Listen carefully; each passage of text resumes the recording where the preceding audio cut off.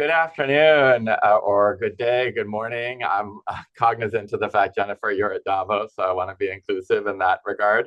I'd like to welcome all of you to the Meltzer Center's first event of 2026. My name is Kenji Yoshino, and I'm the faculty director of the Meltzer Center for Diversity, Inclusion, and Belonging. This book talk is a bit of a bonus. It's not part of our annual speaker series, but is nonetheless a crucial part of our event lineup. For this book talk event, I'm delighted to introduce our distinguished guest, whom I'm proud to call my friend, Jennifer McCollum. Jennifer is the president and CEO of Catalyst, an organization dedicated to accelerating progress for women in the workforce in a way that works for both men and women. Previously, she was the first female CEO at Linkage, a global leadership development firm dedicated to changing the face of leadership. Her expertise includes how to close the gap to gender equity, why the most effective leaders are inclusive leaders, and how to demystify inclusion for leaders and organizations. Jennifer is the author of a previous book, In Her Own Voice, A Woman's Rise to CEO, Overcoming Hurdles to Change the Face of Leadership. And she's been featured in the Wall Street Journal, Fast Company, Forbes, and Psychology Today. We're truly honored to invite her to talk about her forthcoming book, Men at Work, The Roadmap to Gender Partnership. The book's release date is set for March 3rd, 2026, but it is now available for pre-order at your favorite retailer. And I've asked Shirley, even against, this is not Jennifer, this is us, to put the links in the chat so that you can pre-order. And I highly encourage you to do this. It's a fantastic book. I'd also like to thank the Birnbaum Women's Leadership Center for co-sponsoring this book talk. Toward the end of today's program, I'll open it up for Q&A.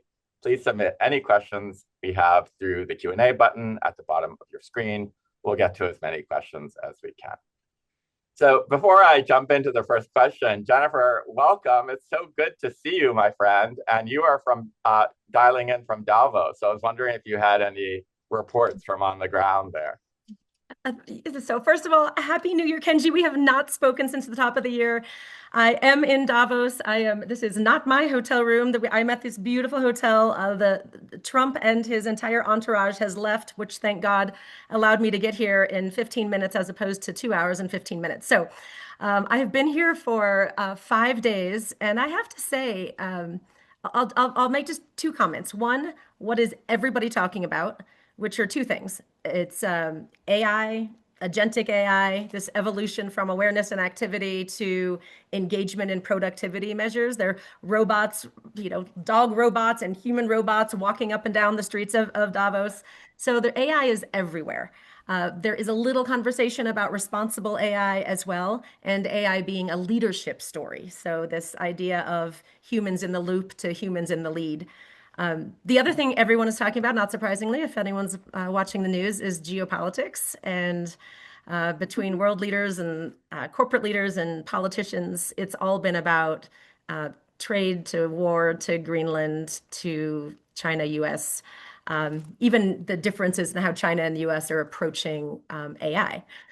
Okay, so what is not being discussed here at all is DEI, inclusion, belonging, gender, LGBTQ+, race. Even if we're making that clear link to organizational performance, it has largely been deleted from the Davos agenda. And so it's striking to me what isn't being talked about, especially because we at Catalyst have been tracking things like the World Economic Forum Global Gender Gap Report for many, many years. And I realized it had not been spoken about one time in 5 days. So for me, it's even more important for organizations like Catalyst and me to represent, because the issues are not going away, and in many, many cases, we are regressing on all of our outcomes. Yeah, thank you for that. Even amidst that kind of sobering and to your point, I think it's a really important thought to share. I will just articulate my own view, which is that I went to Davos, shortly after 2020, when all anyone would talk about are all the things that you just described as being omitted. So the pendulum will swing back, at some point. And the really important thing is that people like me and like you and like everybody in our audience today stay true to the cause. And, we can't let the, changing winds of political fortunes affect our convictions and how we express them. Yep, So that's that's why I'm exactly right. particularly delighted, to talk about your book.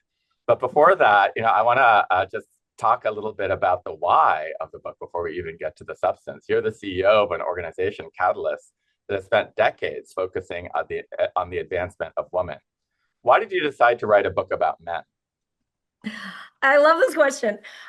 So it kind of is a nice link to what we were just talking about. So we know that progress never goes in a straight line. There's definitely the swing of the pendulum. And Catalyst was founded in 1962. And despite decades and decades of progress, women continue to face a lot of barriers, including things like limited access to flexibility, uneven sponsorship, gaps in pay and representation, opportunity.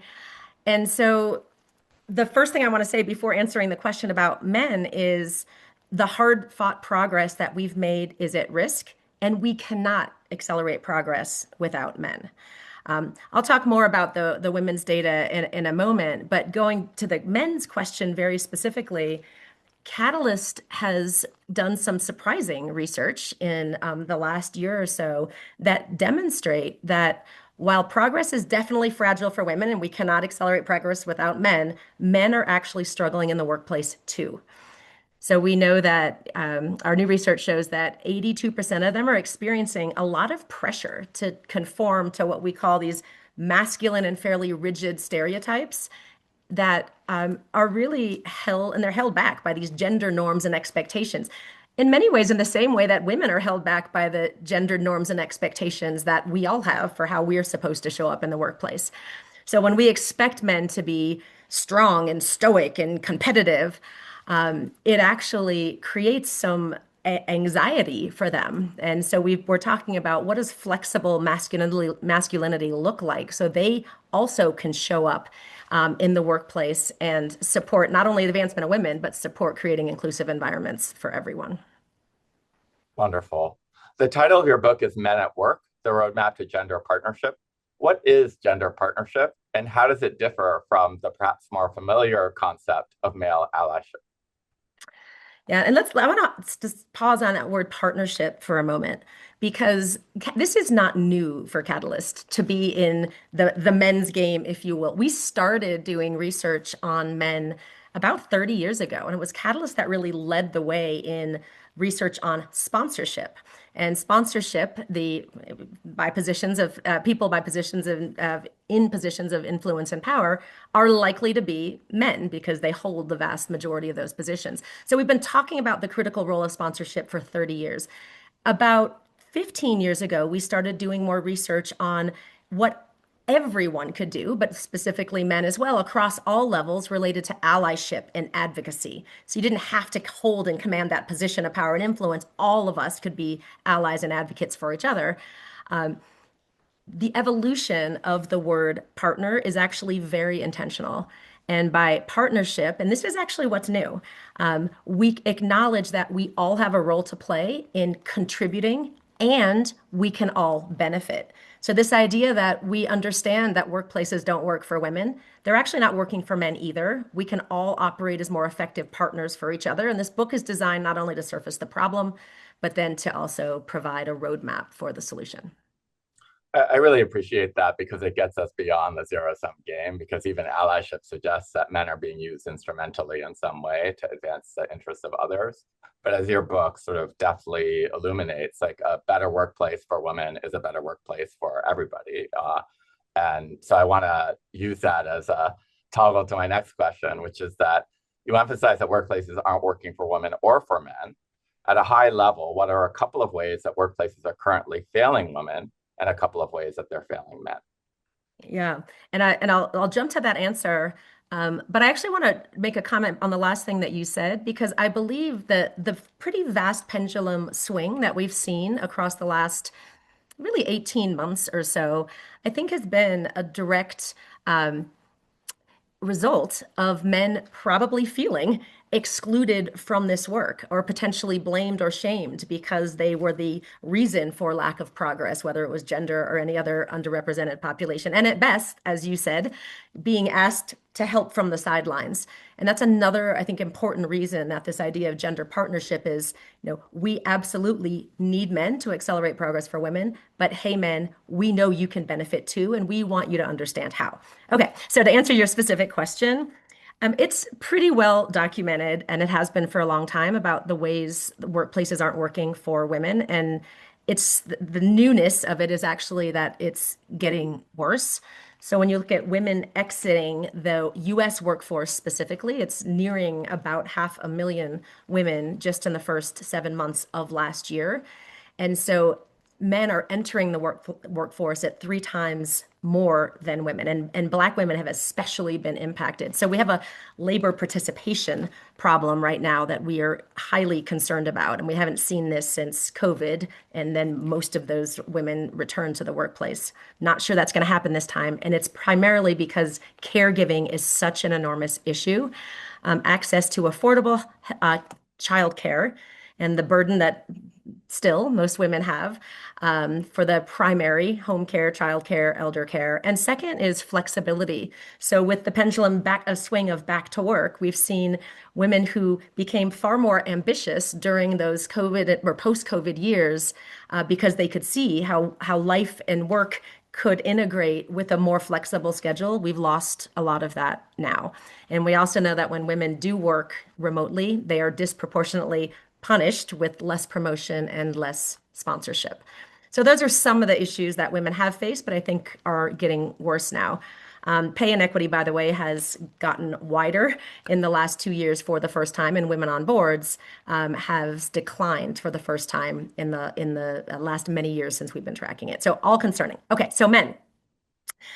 Men are struggling too. Again, I want to just acknowledge, and I just came out of the Female Quotient Lounge here in Davos, where I saw Scott Galloway talk about his book about the crisis that he believes, and it's very data backed, for boys and men. Catalyst is pulling that into the workplace.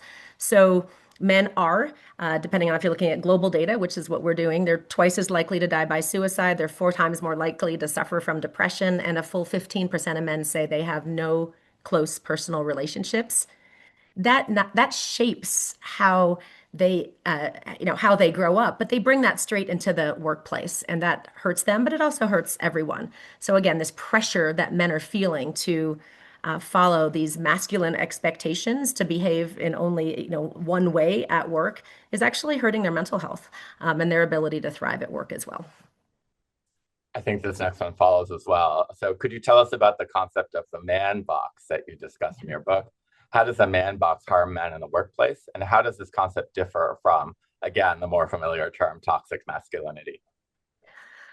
Yeah, I hate the term toxic masculinity, and I know Scott Galloway does as well. But the concept of the man box, first of all, Catalyst did not create or invent that term. It was a term that we adopted from literature and people who've been on our stage before. So Paul Cavell of the Oakland Men's Project conceptualized the term, and then Tony Porter, who's in the book, evolved it, and he's been on our stages. But what I like about that term is it reflects something outside of the man himself. So this idea of this socialization that they've had conforms puts them in a pretty rigid box where they are expected, whether it's at school or in community or in the workplace, expected to operate with a fairly narrow set of expectations. And there's a lot of overwhelming pressure to act very tough, to repress your emotions, to fail to connect.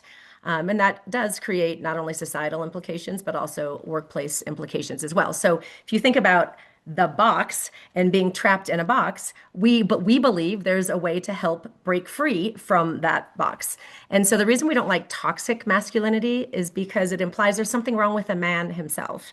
And I think that's really counterproductive because it puts that blame or shame directed at the person as opposed to the societal expectations that men have grown up to believe they must conform to in the very same way women face those expectations, a different set, an expectation to be kind and collaborative and soft.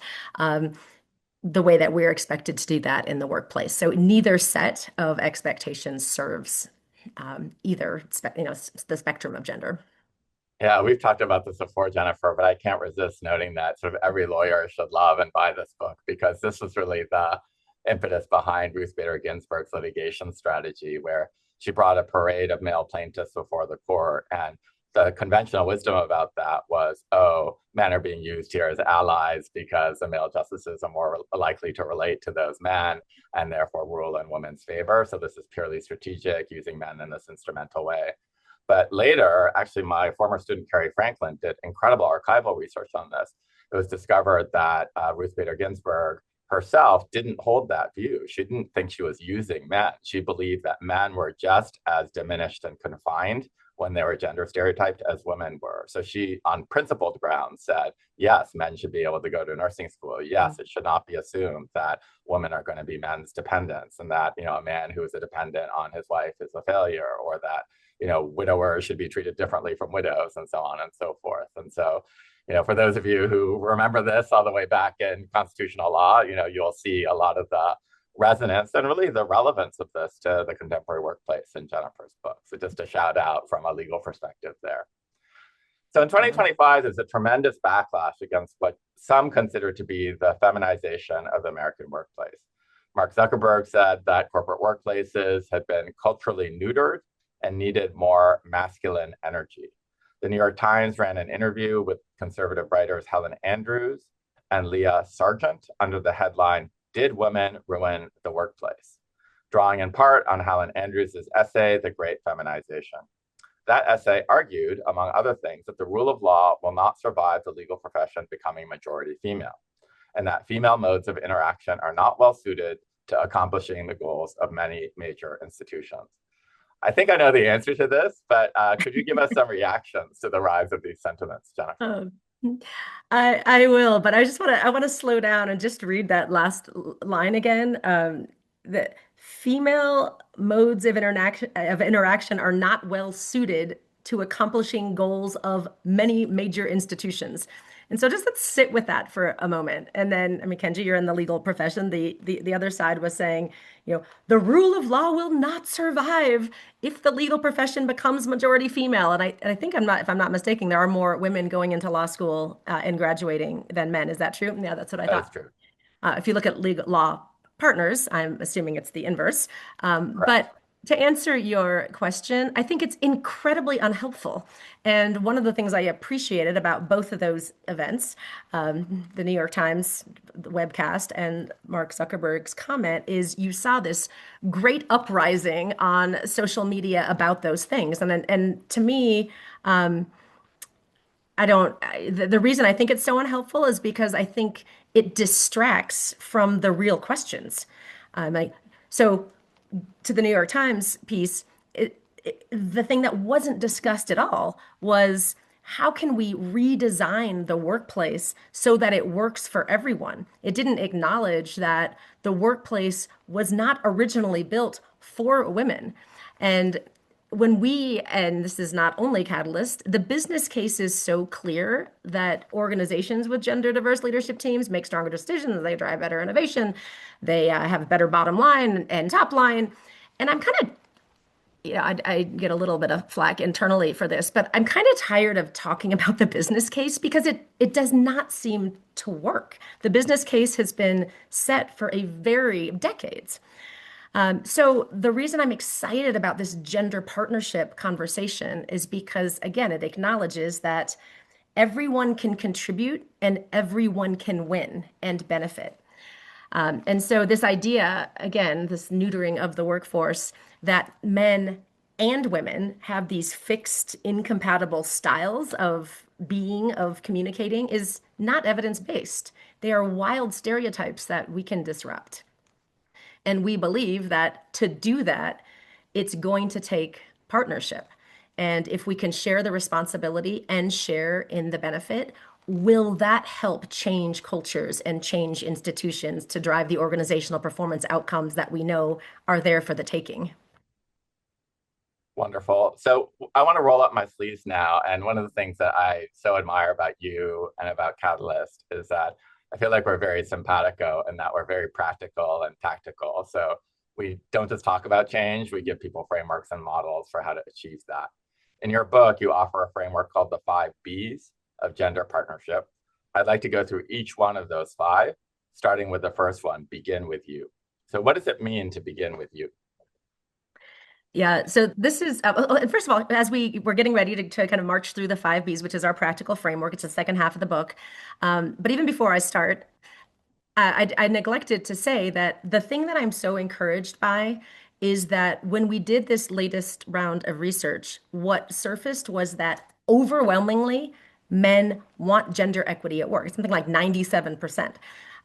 They also want to be able to demonstrate traits like empathy and kindness that don't necessarily fit into that man box. So it feels like there's a lot of openness and readiness to change. Okay, so how do you do that? Begin with you. So Catalyst has created what we call the advocacy continuum, and that's helping to move all of us on the continuum from kind of what I'd call, or what Catalyst calls absent or just unaware. So think, I don't know, I don't really see any difference between men and women and their issues in the workplace. I treat everyone the same. So when I hear things like that, that's kind of the absent, just unaware. Then we want to move to the aware, which is, okay, I see that there are issues, but I don't really see it as my work to do. That's someone else's work, the managers or HR. Then we move to accepting. There actually are challenges and opportunities here. I'm not necessarily personally invested, but I actually accept that there are challenges. Then we get to active and then advocate. And I'll tell you a couple stories as we go, but my husband is, and you know, Chip, I think is the best example of I can actually plot over years, it wasn't days. I could plot him going from the absent to the advocate across a number of just fantastic experiences he had as he became a more active gender partner. Okay, so the first B is begin with you. This is pretty personal work. I mean, you have to start with self-reflection. It's maybe not surprising that men who engage in this work more readily tend to have a story to tell about when they felt that they were not included or disenfranchised in some way, or they had been harassed, as an example. We've got a story of that in the book. And my favorite story here is Mike Wirth.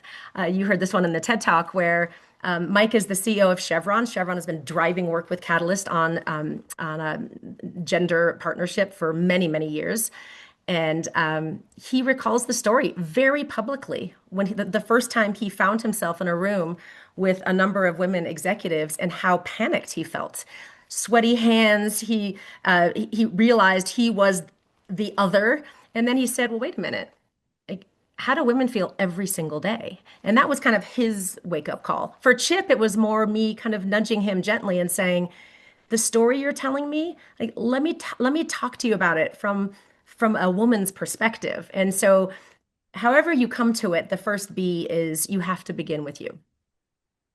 Wonderful. And David, if we could put Jennifer's TEDx talk in the chat, that would be great, because this is well worth a watch. And she does talk about her amazing husband, Chip, in there, and in even more detail than she's discussed it now. So the second B is break down what's not working. One of the things that's not working in your view is a command and control leadership style. What's ineffective about that leadership style, and what's the alternative?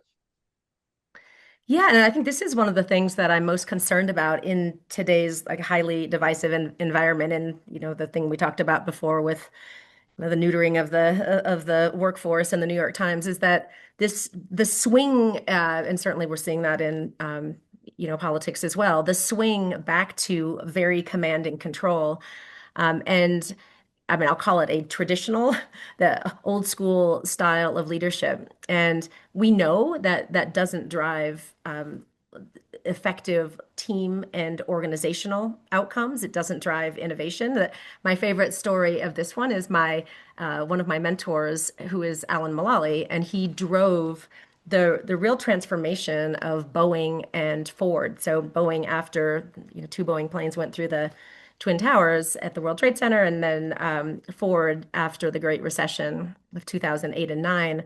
He led those companies, and he's always led in a way that he calls it his working together management and leadership system. And he's very vocal about it.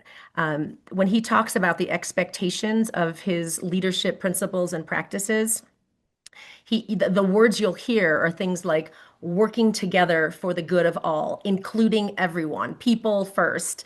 You have to share information and collaborate, respect and listen. And he's a very unique leader. He communicates with such openness and vulnerability and emojis and words like love. And like, I love working with you. I don't pretend that all of us can be like Alan Mulally, but I offer that story because he has had such, he's arguably one of the most successful CEOs of this century.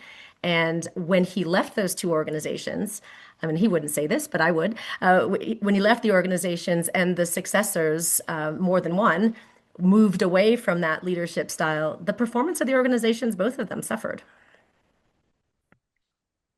Now, Next, I we have also want to say, like, I want to say one more thing because we're in the second Steve. B, break down what's not working. So if it's okay with you, it's not only command and control. There are many other things that we need to break down. So let me pause there because you're the moderator.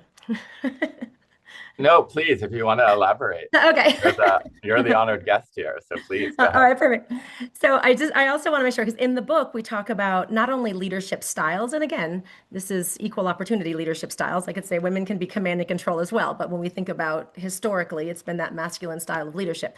Other things that are not working, and we know this, are the systems, the cultures, the barriers, the biases that, and you talk beautifully about this. How do we continue the work of creating fairness in our systems, even in this environment where there's a lot of questions around things like data gathering and data reporting? So we do need to break down pay equity leveraging data. We do need to break down hiring and promotion practices. We do need to break down benefits to ensure, and this is helpful for men too, they have equal opportunity to have parental leave. And the stories in the book that I like the best are around creating equality for men too, to enjoy the very benefits that women have historically had around leave.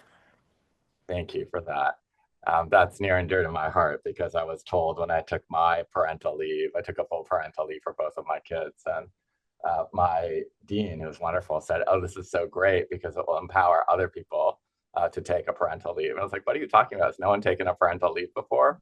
And he said, like, some senior faculty have, but like other people who are more junior have not, right? And so it's Yeah. really kind of shocking. Well, It and was that's not that part of the long ago. cultural barriers. And there's two stories in the book, one from Sanofi and one from Dow, where they created equal parental leave, but then set the expectation that men needed to take it. And when it became more of a cultural norm, it was actually not only beneficial to the men, but so beneficial to the women who then didn't have this fear of missing out while she was on parental leave because the men were taking it as well. Fantastic. So we next have to be a build up what's in it for men, which we've already been talking about to some extent. This is about emphasizing how greater workforce fairness and inclusion benefits men as well. What are some of those benefits besides the ones that we've just been discussing? Yeah, this actually was something intriguing that came out of COVID, where like you know we were all equally trapped at home, and many men took a much greater role because they had to in terms of the domestic care. I mean, primarily the child care. And when this is the New York Times reported this in the post-COVID era, they actually didn't want to give that up. Regardless of whether they were going back into the office, they wanted to stay as engaged in the childcare. So that leads me to what's in it for men. And I think we all need to stop pretending that when we talk about work-life integration, it de facto means we're talking about women. Because men want work-life integration as well, regardless of whether they have children or a partner. We all want that. And one of the things we talk about in the book is how do we, again, make it more culturally available and acceptable for all of us to talk about how we are integrating that. So it doesn't become a woman's ERG, networking conversation around how are you doing it, that men are actually very vocal and visible as well.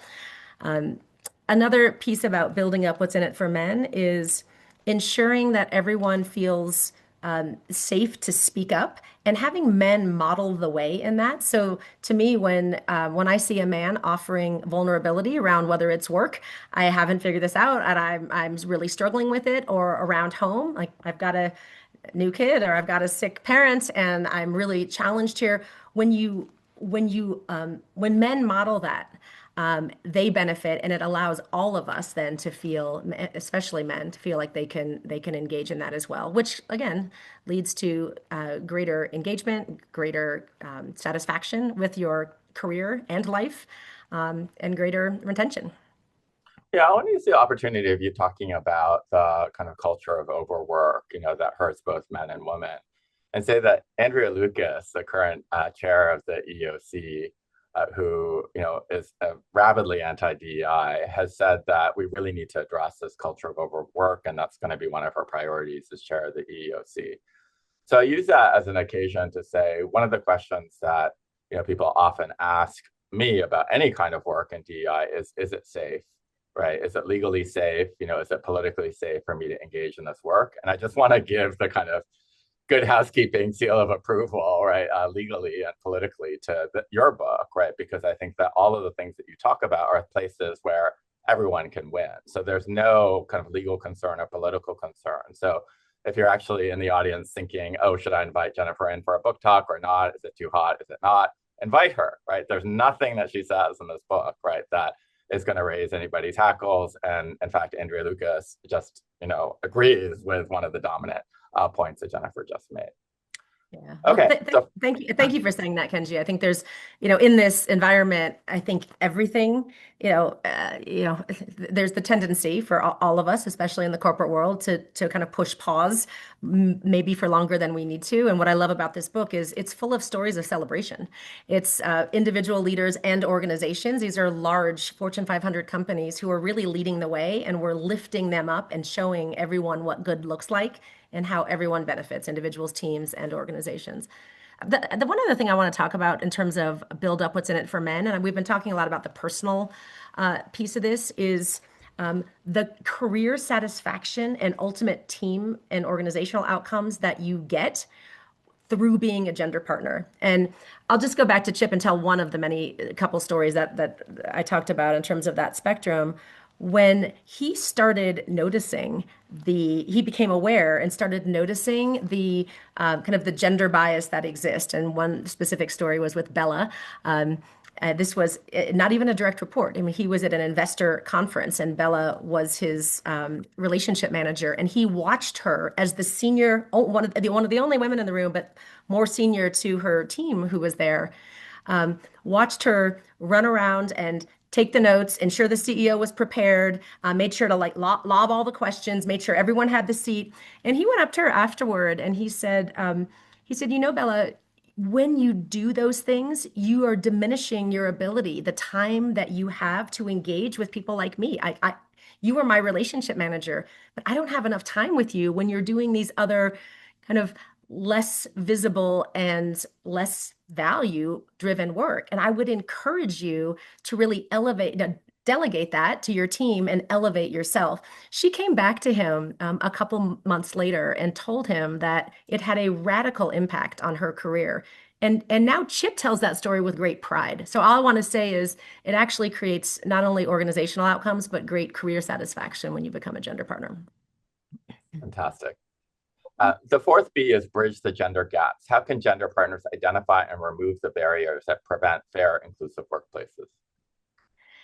Okay, so this potentially is the meatiest one, and this is kind of the tactical nature of what does good actually look like. So there's a couple stories in the book. I'll just raise a few. One is a European pharma executive in Europe named Christian, and he every time he shows up at an organization, and I've been with him through, I've known him through two and now three changes. He recognizes immediately there's not enough diversity on the team that he inherited, and he rolls up his sleeves and he gets to work. And that does not mean displacing highly qualified men, or anyone on the existing team. He says, I start to expand the table. and I expand it one or two levels deeper in the organization, in my own organization, and I expand it more broadly across stakeholder groups. And so he's got an operating team that I think at one point he said, I've got about 50 people and I bring them together several times a year because when I do, there's far more diversity of everything, you know, gender, race, um, perspective, background, geography. And so that's just a simple example. What can you do to expand your table? The other one is what can you do to elevate each other? And this is where I'm going to tell the story about you only because it was so impactful to me in the moment. So just allow me for a moment. So Kenji and I were at a Catalyst conference in October in Canada. And I had a big role as the CEO, but what I was most concerned about was the CEO breakfast the next day. It was a highly curated, very senior breakfast, and Kenji was the main attraction. And we had very intentionally designed not only Kenji's fabulousness on the stage, but also designed a conversation at the CEO breakfast. I was going to be on the panel. The CEOs who were asking the questions, fabulous CEOs. I saw the literally the night before, my team said, here are all the questions that these two CEOs are going to ask you.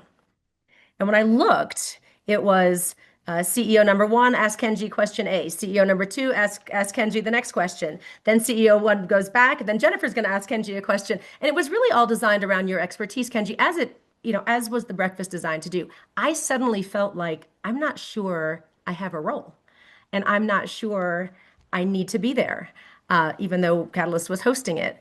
And you asked me one question, and you said, what does success look like for you tomorrow? And it gave me the courage to say to you, Kenji, I just looked at this questionnaire and the list of questions, and I'm concerned. I'm concerned Catalyst isn't going to have a voice in our own expertise, and I'm concerned I'm not going to have a role. So the next morning, we show up, we take our seat. There's four panelists, two CEOs, Kenji and me. And the CEO number one starts right into the questions, as was the plan.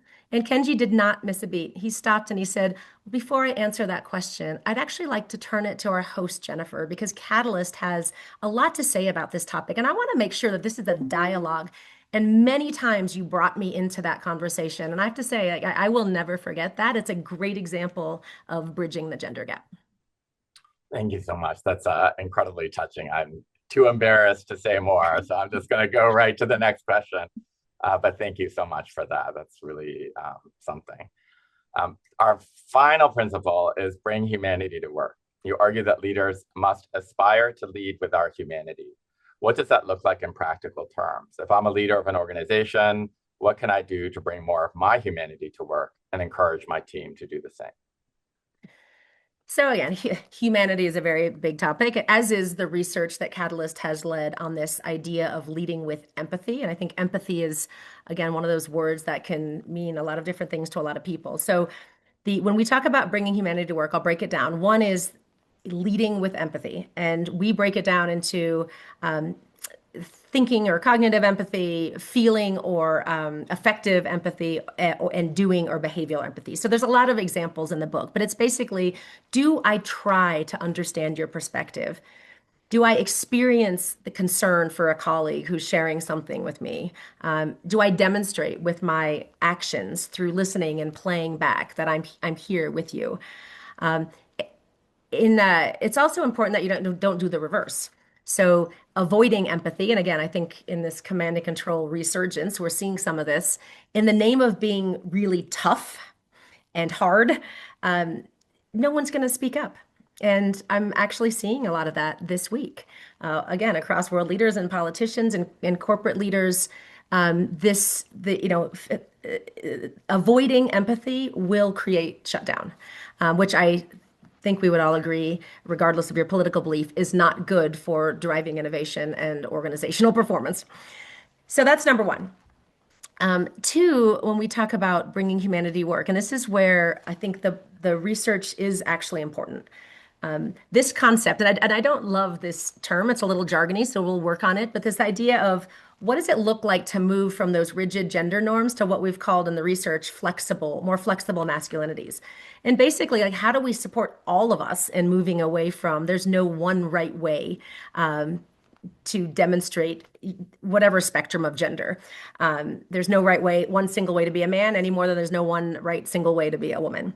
And so in the research, what I loved, and again, it's thousands and thousands of men from multiple countries and multiple industries, they are saying to us, we want a more flexible vision of how we show up at work. And so when you see numbers like 3/4 of men saying, I don't actually feel authentic when I show up at work and I'm expected to be competitive and independent and aggressive and stoic, it does not feel authentic to me. And I want it to be more acceptable to express traits like empathy and kindness. But again, most of the men, over 80%, feel all kinds of pressure to conform to the stereotypes. So that's number two. We need to evolve to a broader, more flexible definition of both masculinity and femininity. In the same way, it's perfectly acceptable for women to be aggressive and ambitious and strong. And that kind of leads to the third point, which is this recognition that we're all multifaceted. And in the TED Talk, I talk about an exercise that many of you may have done, which is called Walk the Line, where we create a very safe space to get to know each other at a deeper level, to share things, if you're willing, in a very silent and impactful way. Things like you or a member of your family has suffered from addiction. You immigrated to the country that you now live in. You are a member of your family is a member of the LGBTQ plus community. Things like that, because when you start to more deeply understand your colleagues, then we can operate more authentically, back to that authentic word. And then lastly, we already talked about this, respecting personal life needs. And I want to encourage everyone to put your life on your work calendar and talk about it publicly. So I'm a professor, so I have to review the ground that we've covered. We have begin with you, break down what's not working, build up what's in it for men, bridge the gender gaps, and bring humanity to work as the 5 Bs. So we are going to keep going, but now is the time for you to start submitting questions using the Q&A button. So we welcome your views. And as we wait for the questions to start rolling in, I'll just keep going. So you mentioned, Jennifer, at the top of the hour that Davos is a Twitter with generative AI conversations. So I can't resist asking this question about AI and your work. With the rise of generative AI, you note that more than ever, human empathy will be a critical leadership skill. Can you say more about this? How will AI affect the workplace dynamics you describe in the book? And are men just as well placed as women to become empathetic leaders? Well, the punchline to the end of the question is yes, they are. So we are conditioned stereotypically to believe that they're not, but there's nothing inherently in men that doesn't allow them to be as empathetic as women. So we'll start with the end of that question. I've been thinking about this question related to AI ever since I interviewed Paul Hudson from Sanofi. He's the CEO. And actually, now that I think about it, he said it from our stage at our Catalyst Awards conference, now called Catalyst Convene, coming up in April. He said it on our stage to a group of executives. And he said, AI will largely replace everything that requires IQ. What it will not replace is EQ.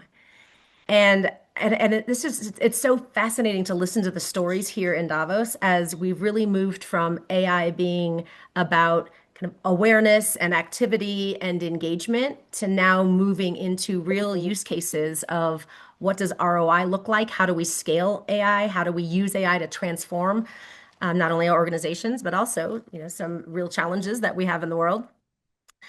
But as AI becomes more routine with, taking away a lot of what I would call, the things the machines are better at, it's actually going to become even more important for humans to take the lead versus be in the loop when it comes to AI. So another thing I'm hearing in Davos is humans in the lead versus humans in the loop. And as we start to see this J curve with AI, can humans be leading the way? And that will take even more human empathy as a critical leadership skill. You're looking at, what does that mean for the skills in the labor market of our organization, to what does it mean for an inclusive AI, where just another tidbit is that women are far less likely to be engaged in the upskilling, training, and using of AI, and even less so agentic AI, which is the latest, using AI as agents, which everyone's talking about here. So, empathy, understanding, clarity, all strong leadership skills required across genders in this new world.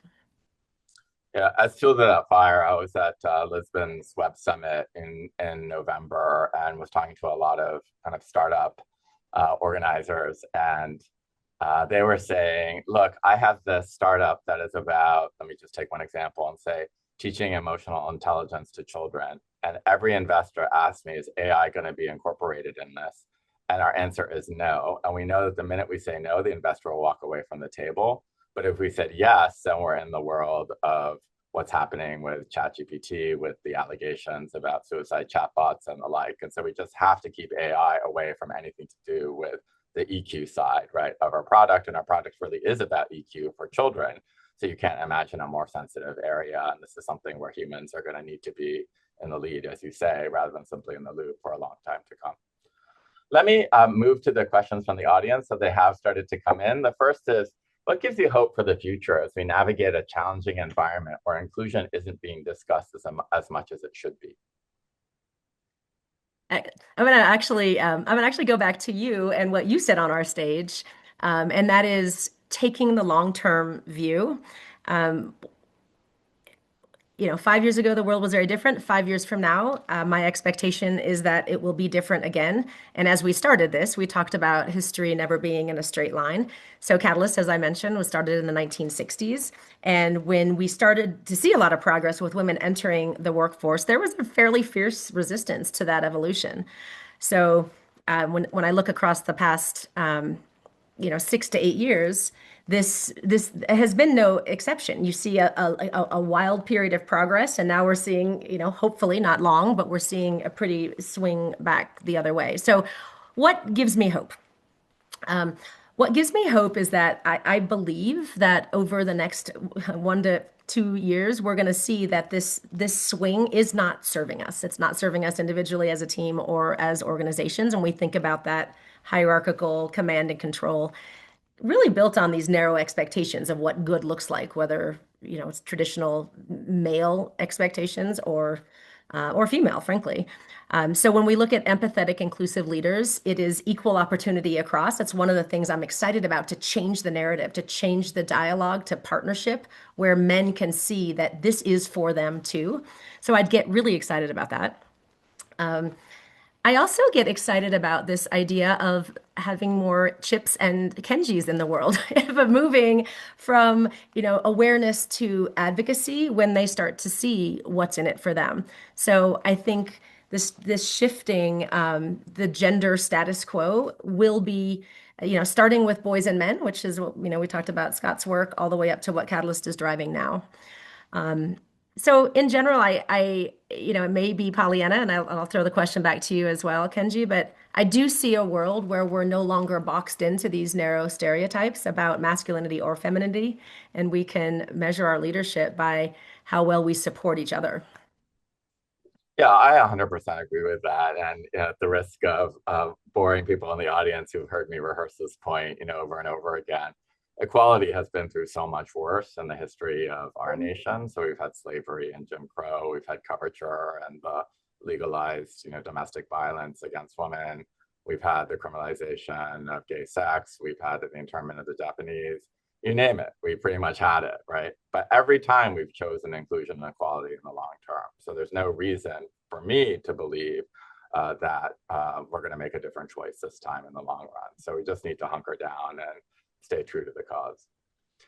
So this is actually a great question. This is a great conversation, the questioner says, but can you share some insights around the topic through a lens of race and ethnicity? I take this to be essentially asking how, if at all, are the arguments in your book affected by applying an intersectional lens, by considering the unique challenges experienced by men and women of color? And you've touched on that a couple of times in this conversation, but I think this is an opportunity to dig a bit Absolutely. deeper. Well, first of all, Thank you for the question. There's nothing that Catalyst does that doesn't take an intersectional lens. So, all of our research looks at what surfaces, whether it's race, ethnicity, whether it's age, whether it's LGBTQ plus. So, and I also might broaden that question. We've talked about when we talk about people of color, I would call that the additional intersection, which creates greater challenge in almost any front. So pay is the most obvious one. Black and Latin and Indigenous women face by far greater challenges when it comes to pay. So with with question, I also want to extend it to the trans and non-binary community as well, because we took a real stand in this book on gender, and for simplicity and clarity, we said we're going to talk about men, women, he, she, his, hers. I mean, we did that for, again, just for simplicity and clarity, acknowledging that some of these gender stereotypes, and this is the same for people of color as well, show up in a much more extreme way for non-white people. And we put a footnote at the very beginning of the book acknowledging and respecting the vast array of gender, because we wanted to acknowledge that we believe in the entire spectrum of gender, and we acknowledge that when you look at intersections like race and ethnicity, and when you look at intersections like LGBTQ or trans and non-binary, these very barriers and biases that we're talking about and these narrow expectations of how you are supposed to show up actually get worse. Here's another one. How can men support women acquiring jobs usually held by men without feeling that they lost that opportunity because we want to bridge the gender gap? Oh my gosh, I love this question because it allows me to talk about, we did research on this, and the research was, we know men want gender equity. They want their workplaces to be equitable. What prevents them from stepping up for women? And there's individual aspects of that, and there's organizational aspects. The question was really honing on the individual. So there's three reasons. One is what we call ignorance. What that means is, again, they're just not aware. They don't see it.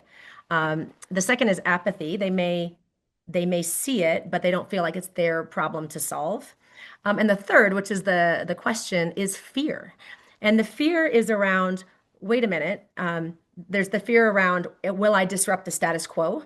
So in going back to Chip's story, this whole conversation started because I had noticed in 20 years of him at various banks, he had never had a woman in a sales role. He'd always, and to this day, has a largely white male peer team with women coming up, but not in his level.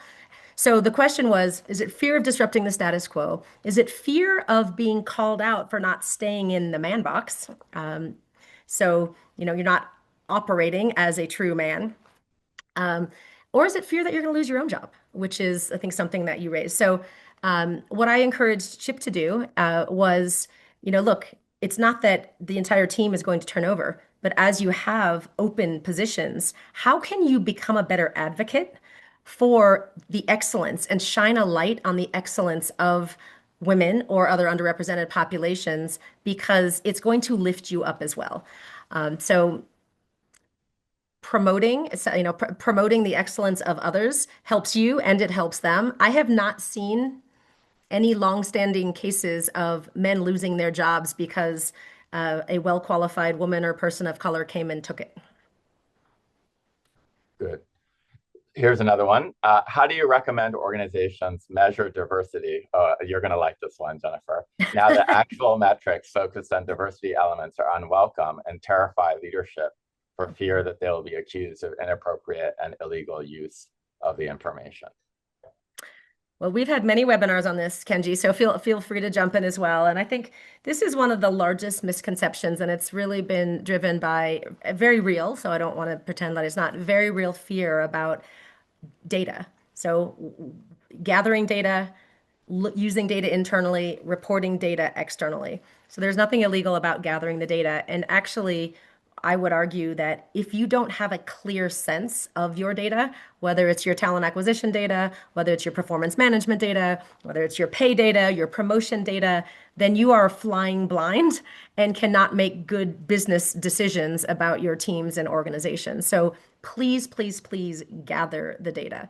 We at Catalyst actually chose very proactively to stop in this period of time asking for data so that we could aggregate and anonymize it and feed it back to organizations because we didn't want to create additional concerns about data gathering, but we're still encouraging the organizations to gather and assess the data themselves. So any other additions, Kenji, that I've missed?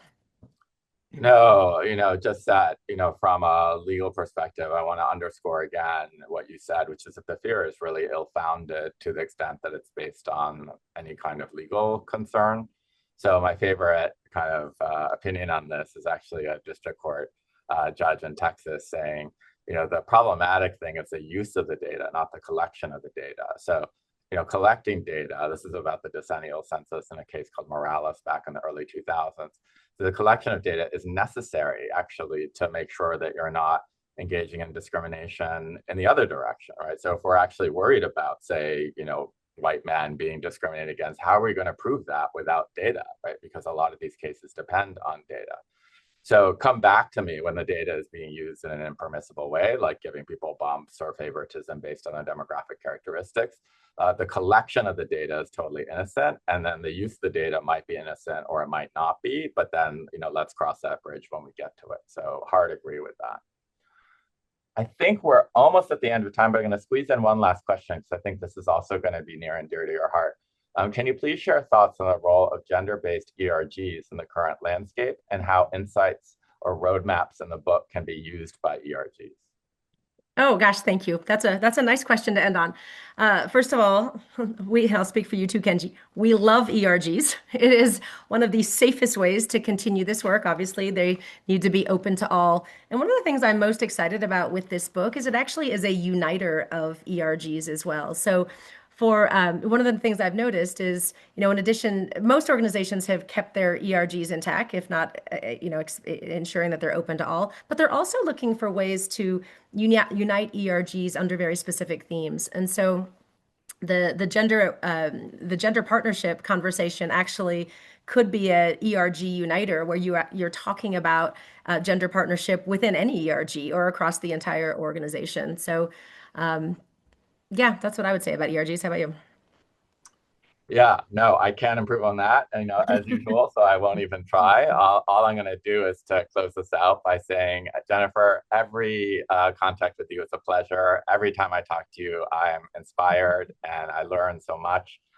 Please, everyone, go out and support this book, Men at Work. And thank you so much, Jennifer, for your continued friendship and safe travels home from Davos. Thank you so much, Kenji. I hear a huge snowstorm is brewing there on the East Coast, so I'm looking forward to getting there at some point. Thank you so much for inviting me. Thank you. And thank you all for joining us today. We're adjourned.